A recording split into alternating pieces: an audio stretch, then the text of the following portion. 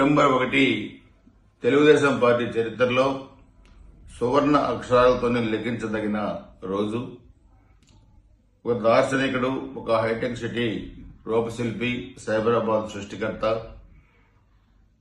9 సంవత్సరాలు ఉమ్మడి ఆంధ్రప్రదేశ్ ముఖ్యమంత్రిగా పనిచేసిన చంద్రబాబు నాయుడు గారు, అదేవిధంగా 2 సార్లు విభజింపబడిన ఆంధ్రప్రదేశ్ మొత్తం 4 సార్లు ముఖ్యమంత్రిగా పనిచేసిన జాతీయ రాజకీయాల్లో ఒక ఆణిముత్యం చంద్రబాబు నాయుడు గారు 1995 సెప్టెంబర్ 1 ముఖ్యమంత్రిగా మొట్టమొదటిసారిగా ప్రమాణ స్వీకారం చేసిన రోజు.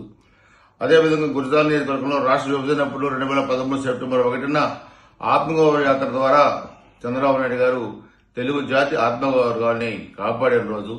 ఈ 2 రోజులు పురస్కరించుకుని నిన్న సెప్టెంబర్ 1 పిడివరాల్లో స్త్రీశక్తి కార్యక్రమాన్ని దాదాపు 35,000 మంది మహిళలు నిన్న హాజరై మరి ఆ కార్యక్రమాన్ని చాలా విజయవంతం చేశారు.